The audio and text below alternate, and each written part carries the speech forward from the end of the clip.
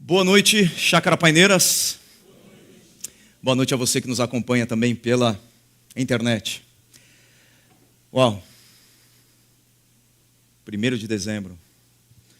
Tempo voou. Voou. Já estamos aí às margens de 2020. Como o tempo está passando rápido. Moisés escreveu uma música, que está nos Salmos, onde ele diz assim, que o tempo passa rapidamente e nós voamos. É a impressão que dá. A cada ano parece que o tempo é mais implacável e mais veloz. Agora, chegando ao final de 2019, nós temos mais uma grande oportunidade de fazer uma revisão, um balanço da nossa vida. Eu acho que fim de ano é um momento muito oportuno para fazer esse balanço. Como que foi 2019 para você? Como que foi esse ano? Isso é importante, porque para viver melhor diante do que está por vir, é importante refletir naquilo que já se foi. Em outras palavras, antes de pisar o pé no acelerador na direção de 2020, nós temos que parar um pouquinho e olhar para o retrovisor e fazer uma avaliação da nossa vida em 2019. Há alguns domingos, o grupo musical cantou uma música que ficou famosa com a banda Titãs. O nome dessa música é Epitáfio. E ela resume muito bem o meu sentimento em 2019, pelo menos no final desse ano. Onde se diz: eu devia ter amado mais, ter chorado mais, ter visto o sol nascer, devia ter arriscado mais e até errado mais, ter feito o que eu queria fazer. Queria ter aceitado as pessoas como elas são. Cada um sabe a alegria e a dor que traz no coração. Devia ter complicado menos, trabalhado menos, ter visto o sol se pôr. Devia ter me importado menos com problemas pequenos, ter morrido de amor. Devia ter. Não é essa a sensação que nós temos? Eu devia ter feito, ou eu não devia ter feito. Então, fazendo esse balanço, essa revisão de vida, é natural olhar para trás e ver no retrovisor coisas que nós fizemos e que nós não deveríamos ter feito, e coisas que nós não fizemos, que nós deveríamos ter feito. Eu confesso que eu deveria ter complicado menos as coisas durante esse ano. Eu confesso que eu deveria ter me importado menos com problemas pequenos em 2019. Eu confesso que eu deveria ter descansado mais, eu deveria ter curtido um pouco mais o meu tempo com as minhas filhas, passeado mais com a minha esposa. Então eu olho para o retrovisor e eu sou levado a ter inicialmente um sentimento, digamos, de culpa ou de remorso por aquilo que eu fiz ou por aquilo que eu deixei de fazer. Eu vou usar culpa e remorso como sinônimos, como sentimentos que emergem no coração quando nós vemos os nossos erros no retrovisor ou quando as nossas falhas estão sobre a mesa. Culpa e remorso. Existe o lado bom da culpa. Não é verdade? Existe o lado bom. Uma pessoa que não sente culpa por nada, ela está emocional e psicologicamente doente. Um psicopata é alguém que não sente remorso ou culpa. Então, em algum nível, em alguma medida, sentir culpa é bom, é natural, faz parte da nossa vida. Agora, tem um lado ruim da culpa. O lado ruim é quando a culpa aprisiona você. É quando você entra nesse cárcere, nesse calabouço do remorso, que vai destruindo você aos poucos, silenciosamente. É um sentimento devastador. Devastador. O Salmo 32 foi o salmo escrito por um homem carregado de culpa. Por um homem que teve que conviver com remorso. Um remorso que o corroeu, que o adoeceu, que o fez enfermar, literalmente. O Salmo 32 foi escrito pelo grande rei Davi. O grande rei Davi. Conhecido como o homem segundo o coração de Deus. Um homem que tinha um nível de espiritualidade com Deus que eu não chego nem a 1%. Tamanha intimidade e conexão que Davi tinha com o Senhor. Mas ele errou. Davi pecou.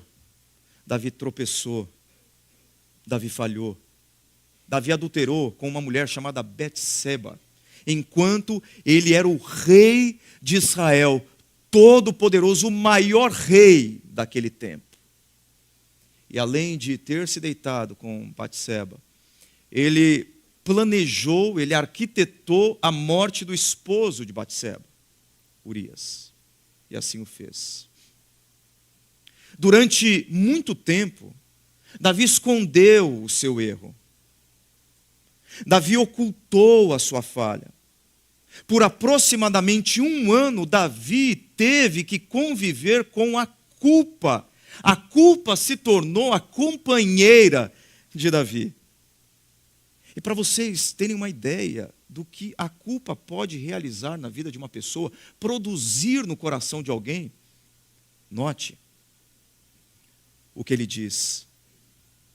Enquanto eu mantinha escondidos os meus pecados, o meu corpo definhava de tanto gemer, pois dia e noite a tua mão pesava sobre mim.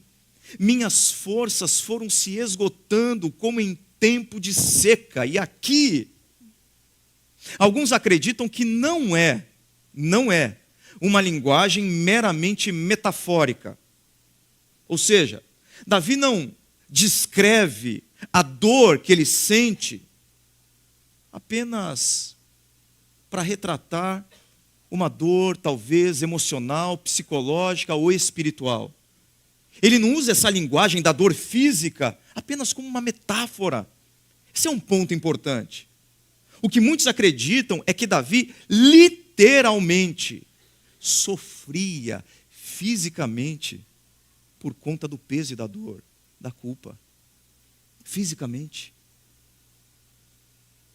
O meu corpo definhava de tanto gemer, minhas forças foram se esgotando como em tempo de seca. Ele escondeu as falhas dele, ele ocultou o que ele fez de errado, ele não tratou os erros sobre a mesa. E aí, paulatinamente, Davi adoeceu.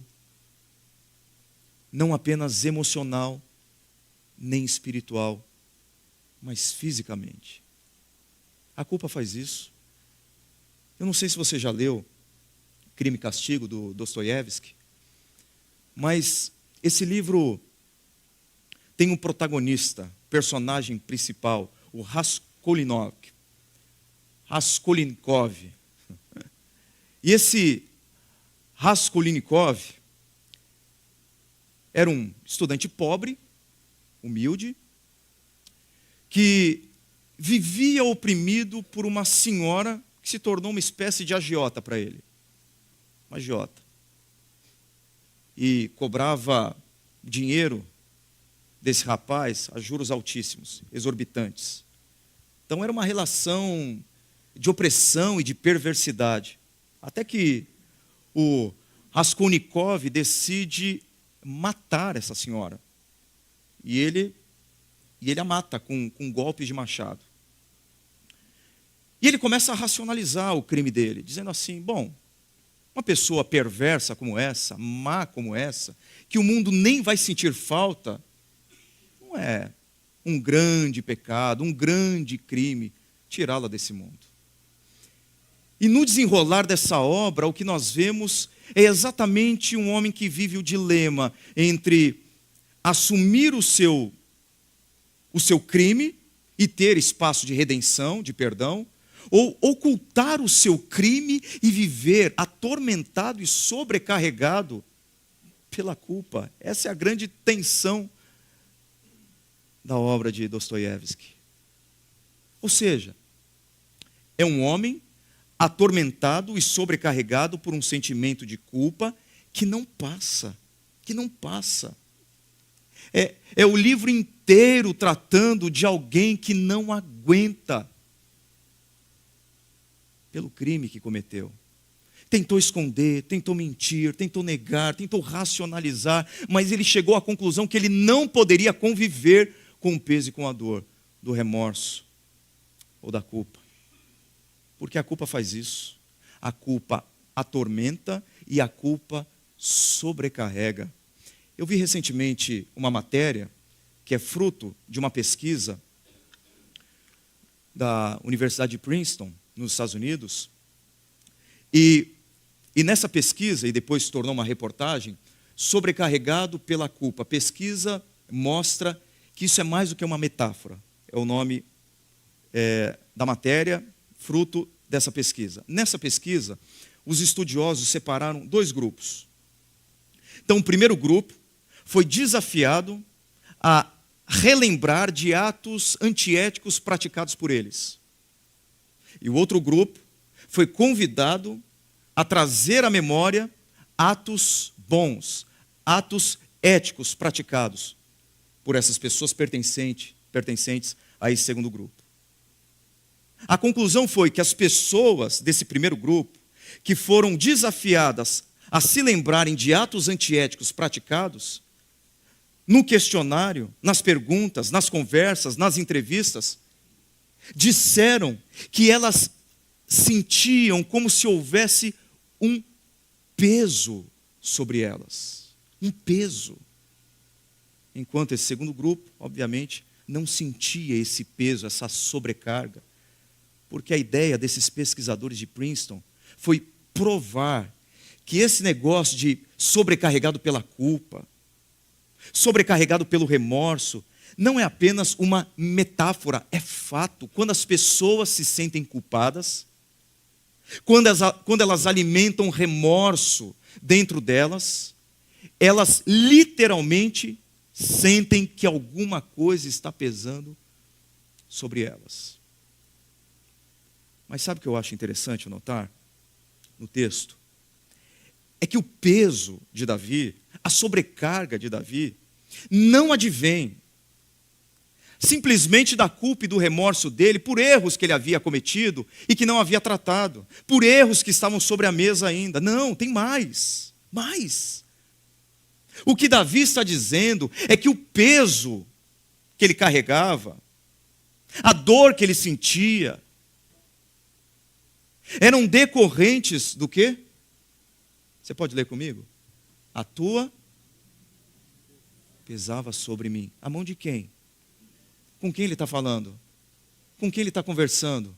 Com Deus. Davi está dizendo, eu estava sobrecarregado, havia um peso em cima de mim, eu não aguentava mais, eu gemia de dor, eu sofria, eu estava enfermo.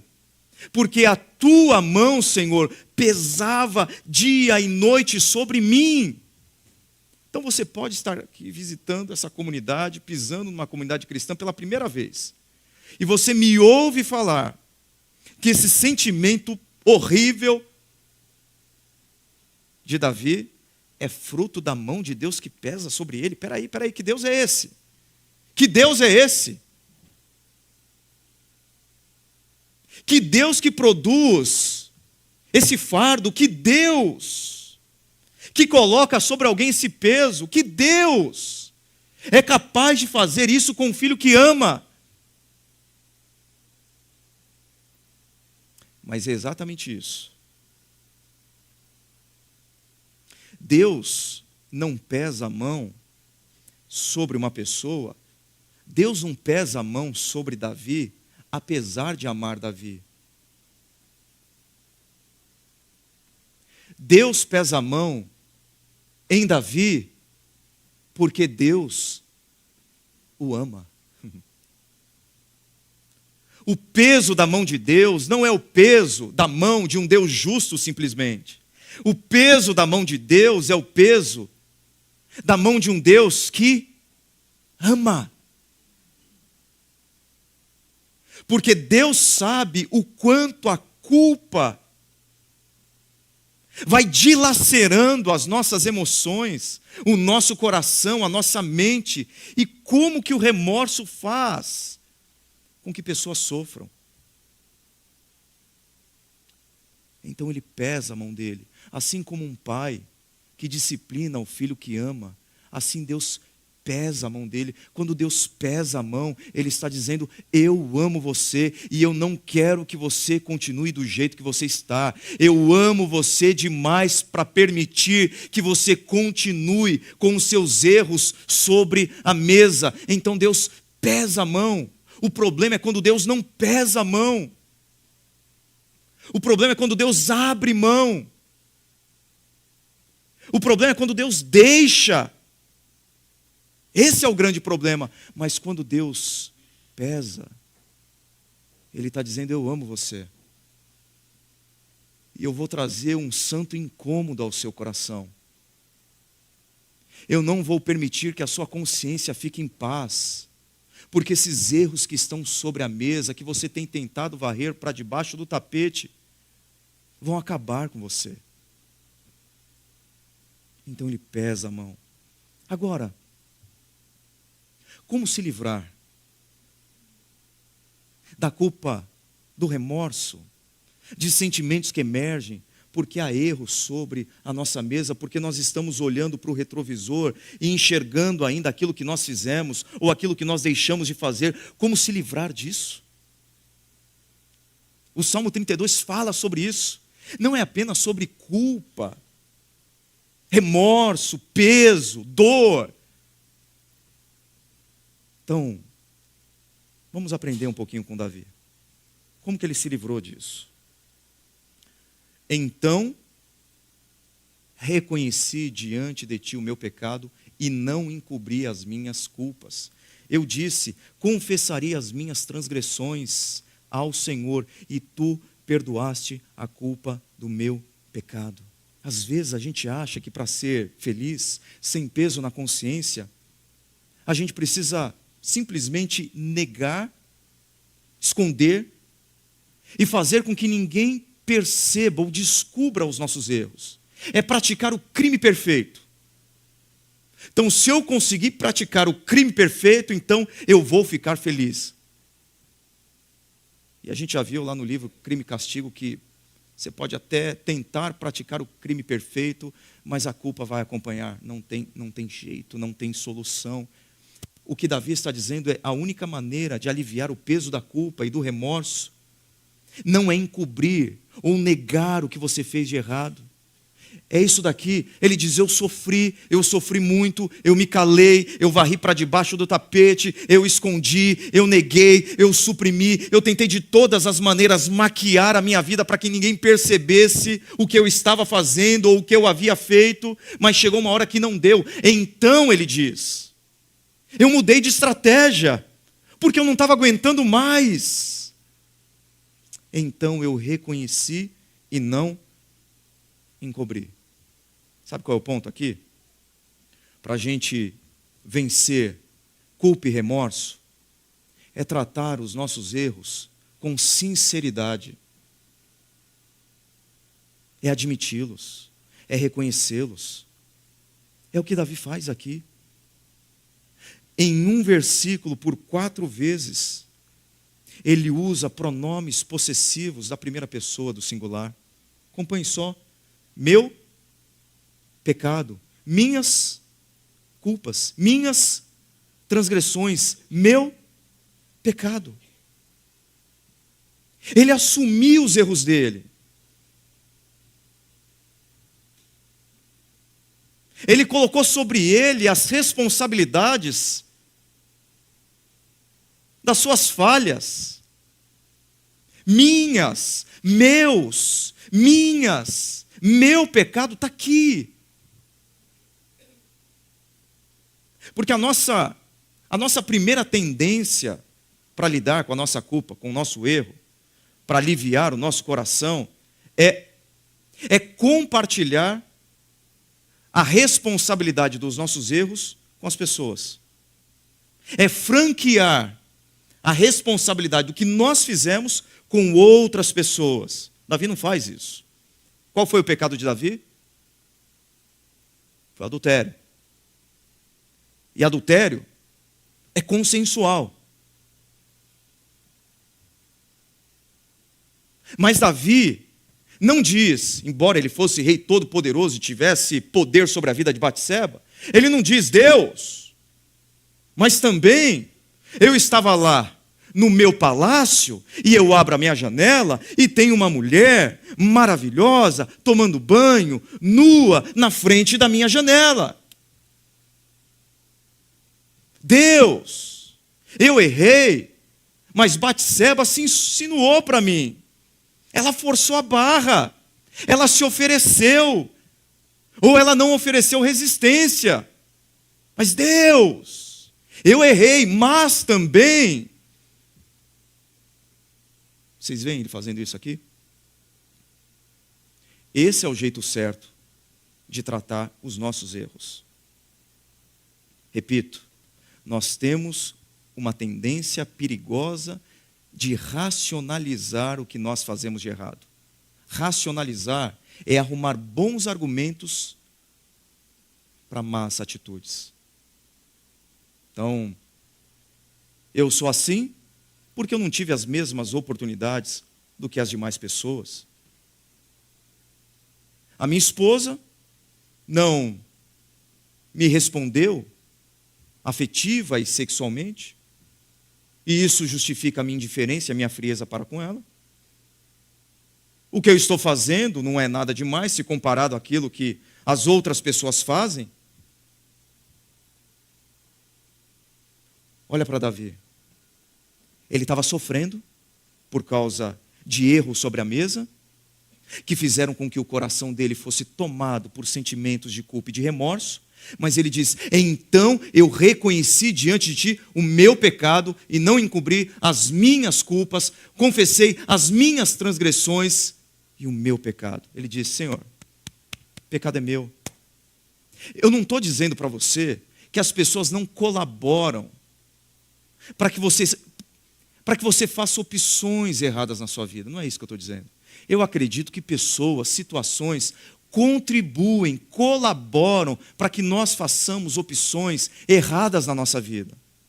O que eu estou dizendo é que quando nós fazemos opções erradas, mesmo aquelas que nós fizemos, mesmo aqueles caminhos que nós escolhemos, pela pressão de algumas situações e algumas pessoas, nós não podemos franquear a responsabilidade dos nossos erros e atenuá-los dizendo assim, tudo bem, eu errei, mas também as pessoas e situações influenciam você, mas elas não podem determinar quem você é e o que você vai fazer. Sua esposa, seu patrão, seus funcionários, sua empresa, seu sócio, são pessoas que influenciam você. mas não determinam o seu comportamento. Ou não podem determinar. É o que Davi diz. As responsabilidades são minhas. Então, se você quiser lidar com a culpa, com remorso, pare de se desculpar,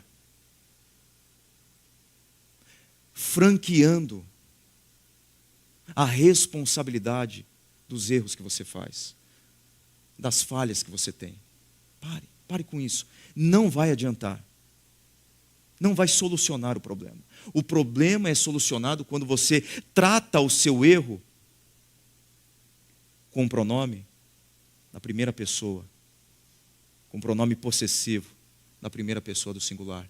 Meu, meus, minha, minhas, a culpa é minha. Aí você dá um passo para uma grande virada na sua vida. Tem mais. Eu disse, Davi continua, confessarei as minhas transgressões ao Senhor, e tu perdoaste a culpa do meu pecado. Uma outra tentação que nós temos é de amenizar, atenuar alguns erros. Então, para que você se livre desse peso que você carrega, desse remorso, você começa a falar, bom, não é tão errado assim. Não é tão ruim assim. Não é tão problemático assim. Afinal, olha só ao meu redor, tanta gente faz isso. Tanta gente tem essa postura. Tanta gente. E aí a gente começa a flertar com os nossos erros como se eles não fossem graves. E aí nós amenizamos esse sentimento avassalador de culpa que nós carregamos. Mas como que nós fazemos isso? Diminuindo o nosso problema. Tratando erros como errinhos, como falhas pequenas, como coisas sem importância. E esse é um grande abismo para nós. Olha como Davi se relaciona com os erros dele. Eu disse o quê? Confessarei as minhas transgressões ao Senhor. Esse verbo aqui é importante, confessar. E eu vou trazer um outro conceito desse verbo, não a partir do hebraico, mas a partir do grego.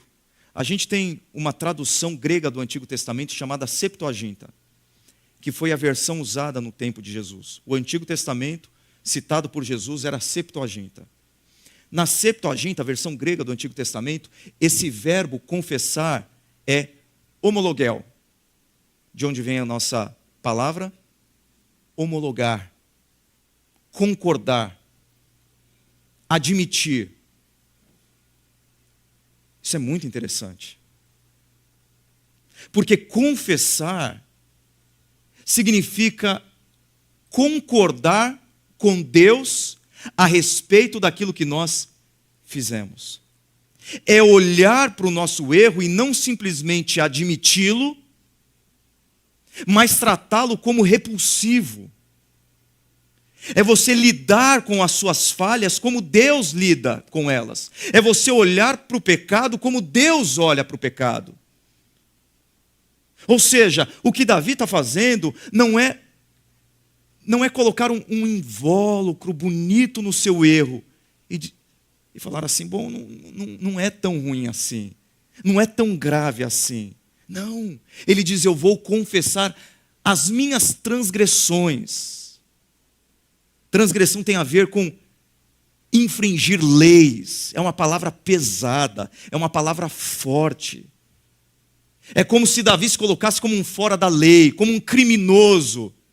Ele está dizendo, eu vou concordar com Deus sobre o que eu fiz, eu vou olhar para o que eu fiz, não na minha ótica, mas na ótica de Deus. Ou seja, eu disse para vocês antes que, para a gente tratar culpa, remorso e erro, primeiro tem que ter sinceridade. Eu vou reconhecer, eu vou admitir, a culpa é minha. A pessoa pode ter 50% de parcela de culpa. Se eu tenho 50% de parcela de culpa, eu vou admitir 50% de parcela de culpa. Eu vou admitir meu pecado. Mas tem uma outra coisa. tratar o erro com seriedade. Com seriedade. É olhar para os nossos erros sobre a mesa e ter a mesma percepção de Deus a respeito deles. Para Davi, os erros dele se tornaram tão repulsivos para ele como eram para Deus, por isso que ele sofreu e sofreu muito. Porque se a gente acha que aquilo que a gente faz de errado não é nada tão grave, não é nada tão importante, é um pecadinho, é um errinho, não tem nada demais. A gente nunca vai mudar a rota da nossa vida. A gente nunca vai recomeçar. A gente nunca vai limpar a nossa mesa. Porque a única maneira de limpar a mesa dos erros que nós cometemos é a gente começar a encará-los na perspectiva e na ótica de Deus. Aí você também pode estar aqui pisando pela primeira vez numa comunidade cristã. Você está dizendo, mas espera aí, remorso, culpa, pelo amor de Deus. Tratar o pecado com sinceridade, seriedade, para eu vencer esses sentimentos, isso é coisa de religião. O problema da culpa é culpa da religião. A gente só sente culpa e remorso porque religião existe. E a religião existe para impor esse tipo de sentimento no coração das pessoas, como foi essa reportagem do El País. A culpa, o instrumento de controle das religiões. Com o fim da cultura religiosa, aprendemos a pensar que os erros não são nossos, que são dos grupos, das sociedades ou das estruturas. O inferno são os outros. Culpa não existe. Culpa existe por causa da religião. Eu vou citar aqui um existencialista, filósofo, ateu, chamado Jean-Paul Sartre. E ele escreveu o livro O Ser e o Nada. Esse livro traz uma ilustração muito interessante. E a ilustração é de uma pessoa dentro de uma sala. E nessa sala há uma fechadura. E quando essa pessoa olha através da fechadura, ela enxerga outras pessoas ali, que não sabem que ela está os observando. Então essa pessoa se torna a espectadora não vista. E o sentimento dessa pessoa é um sentimento de empolgação, de alegria, de vibração, porque ela está vendo pessoas que não podem vê-la. Sabe aquela coisa de, puxa, eu queria ser uma mosquinha para entrar naquela sala e ouvir aquela conversa. Como seria bom poder estar ali sem que ninguém me visse. Me tornar uma pessoa invisível só para observar, só para ouvir, só para saber o que eles estão conversando. A gente carrega um pouco disso. De querer ser o espectador não visto. As redes sociais estão aí para não mentir. De você visitar alguns perfis sem que as pessoas saibam que você está fazendo isso. Mas aí ele diz que de repente a pessoa dentro dessa sala percebe que tem uma fechadura atrás dela. E quando ela olha para essa fechadura, o que ela percebe? Alguém também a observando. E o sentimento gerado no coração dessa pessoa é de um incômodo insuportável. Afinal de contas, existe alguém olhando para ela, a vendo, a assistindo, as suas atitudes, as suas palavras, os seus comportamentos. E isso é aterrorizante, Sartre diz. Por quê? Porque nós vivemos tentando controlar o que as pessoas veem em nós. Na verdade, nós não queremos que as pessoas saibam quem nós somos. Porque existem coisas na nossa vida que nós queremos esconder delas. Por uma razão? Porque temos vergonha de mostrar algumas facetas da nossa vida. E se as pessoas observarem essas facetas escondidas da nossa vida, essas fissuras do nosso coração e fendas da nossa alma, nós sentiremos o quê? Culpa e vergonha. O que esse existencialista, esse filósofo ateu está dizendo é que Culpa e remorso e vergonha não tem a ver com religião. Faz parte da nossa natureza, nós somos assim. No fundo, todos sabemos que há algo errado conosco. Todos nós queremos cobrir quem somos. Você nunca é a pessoa que você deseja ser. Você não consegue cumprir com os padrões que você estabelece para você. Não a religião, mas você mesmo. Você não consegue. Então você precisa esconder quem você é. Nós estamos o tempo todo nos cobrindo das pessoas. Às vezes nós trabalhamos demais porque nós queremos nos esconder. Às vezes nós estudamos demais porque nós queremos nos esconder. Às vezes nós queremos muito dinheiro porque nós queremos nos esconder. Às vezes nós mentimos demais porque nós queremos nos esconder. Às vezes nós queremos o corpo perfeito porque nós queremos nos esconder. Às vezes nós buscamos um relacionamento porque nós queremos nos esconder. Muitas das nossas ações na vida decorrem do fato de que nós queremos cobertura, para que ninguém nos enxergue.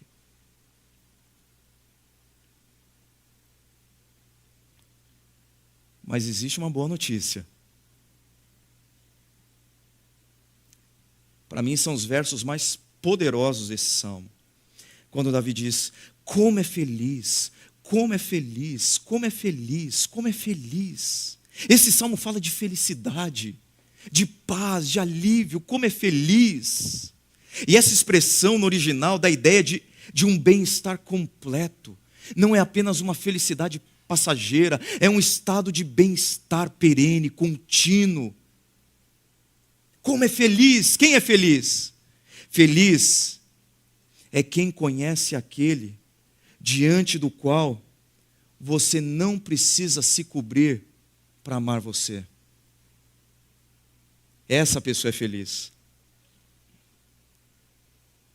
É alguém diante de quem você não precisa ter mais dinheiro, ser mais bonito, ter o melhor carro, ter a melhor casa, se vestir melhor, frequentar os lugares mais requintados para amar você. Essa pessoa é feliz. Feliz é aquele que não precisa se cobrir para ser amado e amada.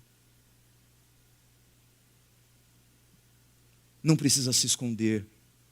Feliz é aquele que pode ser quem é, sem medo de não ser amado. Feliz é aquele que pode ser quem é, sabendo que o Deus narrado nesse salmo, descrito nesse salmo, ama você, mesmo conhecendo você. Porque às vezes eu não quero me revelar às pessoas e eu escondo algumas coisas da minha vida. Por quê?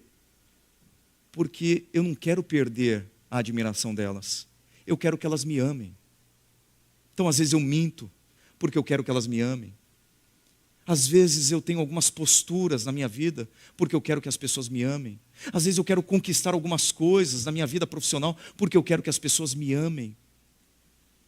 Então eu preciso me esforçar demais para receber amor delas. Eu preciso me cobrir o tempo todo. Eu preciso esconder as fendas da minha alma. Eu preciso varrer alguns erros para debaixo do tapete. Mas esse salmo trabalha aqui a ideia de um Deus que, embora me conheça, me ama do jeito que eu sou. Isso é libertador.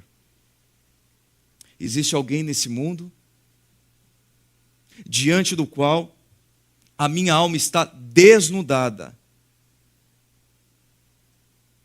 e que mesmo assim olha para a minha feiura moral e diz: eu amo você. Como é feliz aquele que tem suas transgressões perdoadas e seus pecados apagados. Como é feliz a quem o Senhor não atribui culpa e em quem não há hipocrisia. De acordo com Davi, a felicidade, todos estão em busca da felicidade, não é mesmo? Olha só, como é feliz, como é feliz. Quem é feliz, Davi? Fala para mim, conta para mim qual é o caminho da felicidade. Ele diz: o caminho da felicidade não é ter mais viagens, não é ter mais dinheiro, não é ter o corpo perfeito, não é ter o carro do ano, não é ter os melhores amigos, o melhor casamento, os melhores filhos, a melhor família. Felicidade depende de você confessar os seus erros, colocar os seus erros diante da mesa e ouvir a voz de Deus dizendo para você: eu sei de tudo isso e apesar disso eu amo você, você está perdoado. Olha só a progressão. Transgressões perdoadas. E aí Davi vai além, não apenas transgressões perdoadas, ele fala de pecados apagados. E não apenas isso, ele fala sobre alguém que não tem mais culpa. Então Deus perdoa, depois apaga, e depois ele nem considera você culpado por aquilo que você fez. Parece que há aqui uma progressão dos atos de amor, de bondade, de graça de Deus em relação àqueles que erram. Há 3 tipos de pessoas no mundo. Aquelas que se acham boas demais e que não precisam do perdão de Deus. Aquelas que se acham ruins demais e que não merecem o perdão de Deus. E há aquelas pessoas, entre as quais eu me incluo, que se acham ruins demais para serem perdoadas, mas que confiam que Deus é bom demais para perdoá-las.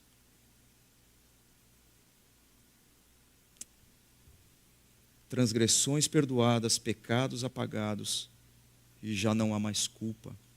Ou seja, a chance de recomeçar. Meu desejo é que você olhe para o retrovisor, que você olhe para o retrovisor. Você tem que olhar para o retrovisor. Você não pode mudar o que se passou. Você não pode mudar o seu passado. Você pode aprender com o seu passado, tomar decisões no seu presente para moldar o seu futuro. Olhe para o retrovisor e lide com os seus erros de maneira sincera e séria. Mas faça isso sabendo que há recomeço para você. Sabendo que é um convite para você agora pisar no acelerador e ir para 2020 em alta velocidade. Olha a promessa que Deus faz no profeta Miqueias, no Antigo Testamento. Quem é comparável a ti, ó Deus, que perdoas o pecado e esqueces a transgressão do remanescente da sua herança, do seu povo, tu que não permaneces irado para sempre, mas tem prazer em mostrar amor.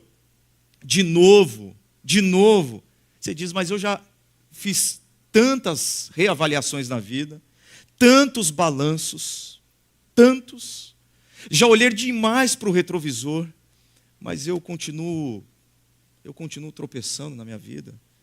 E eu digo para você, o que está escrito ali no 19? De novo terás compaixão de nós, pisarás as nossas maldades e atirarás todos os nossos pecados nas profundezas do mar. E nesse mar ele coloca essa plaquinha aqui.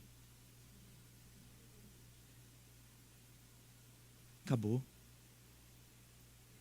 Os seus pecados foram lançados, os seus erros foram lançados, as suas falhas foram lançadas no mar do esquecimento de Deus. Para você vencer a sua culpa e o seu remorso, você não tem que tentar se esquecer do que você fez. Para você vencer a sua culpa e o seu remorso, você precisa se lembrar que Deus promete se esquecer dos seus pecados. Repito, para vencer a culpa, não adianta tentar esquecer o que você fez, porque não tem jeito. Só se você tiver uma amnésia completa. Caso contrário, você vai se lembrar do que você fez. O segredo não é se esquecer. Pelo contrário, o segredo é encarar o que você fez. Não esquecer. O que você tem que lembrar é que não você, mas Deus se esquece. Isso significa que Ele não lança mais os seus erros na sua cara. Ele não trata você como se você tivesse feito aquilo. Ele simplesmente apaga a sua culpa. Ele apaga completamente. Então, o desafio é você tirar da sua mesa no final desse ano a sua culpa, o seu remorso. Por quê? Porque há perdão sobre a mesa. Há graça sobre a mesa. Há amor sobre a mesa. Há recomeço sobre a mesa. Essa mesa aqui. O que nós estamos fazendo aqui É isso. Essa mesa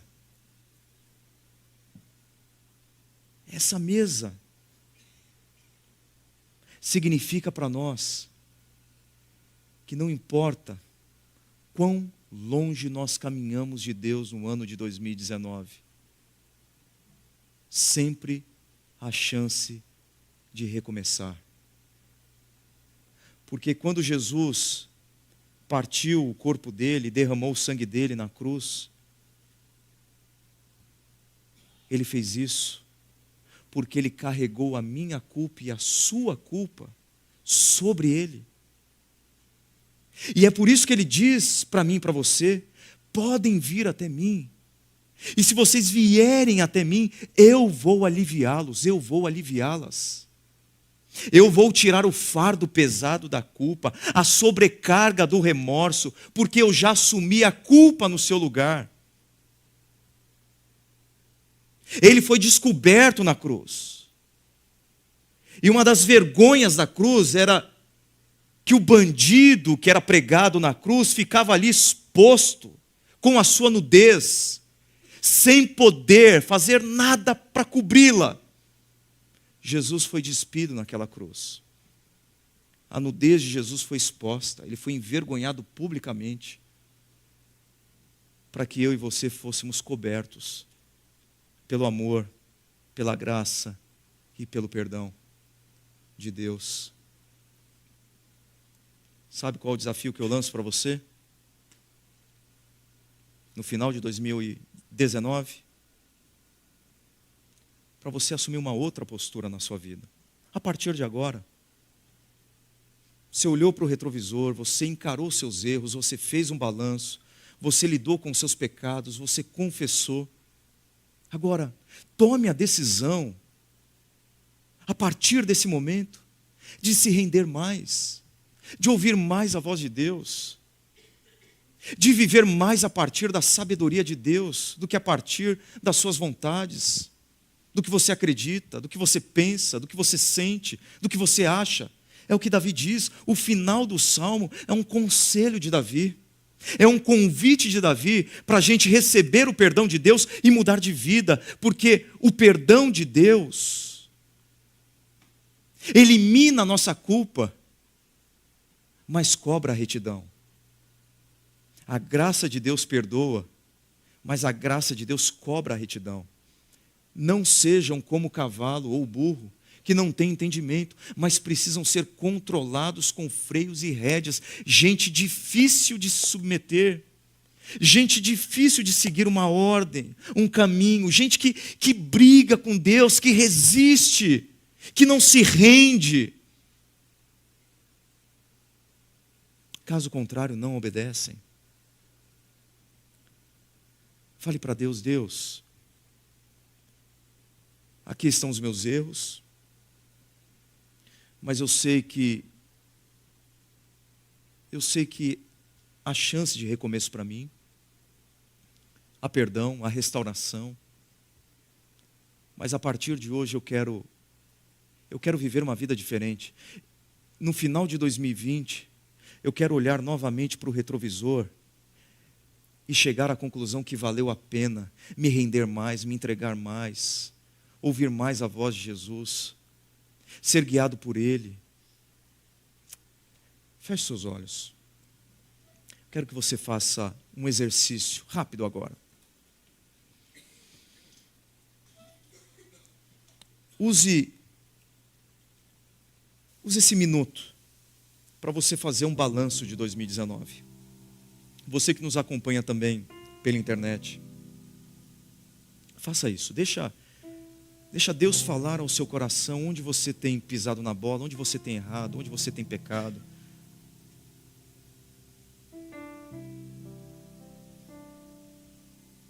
Trate agora com o seu sentimento de culpa, de remorso, pelas coisas que você fez. Pensa nisso. Diga assim: Senhor, eu vou tratar as minhas falhas com sinceridade e com seriedade. Com sinceridade e seriedade. Eu quero olhar para os meus erros como o Senhor olha para eles. Eu quero concordar com o Senhor a respeito das minhas faltas, da minha rebeldia, desobediência. Me ajuda, Senhor, para que 2020 seja um ano exponencialmente melhor. A começar em mim, na minha postura como discípulo de Jesus, como cristão no mundo.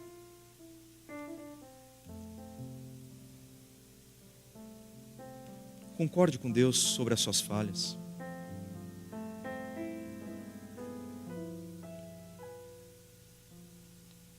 Quero que você leia comigo, pode ser? Novamente esse versículo. Vamos juntos?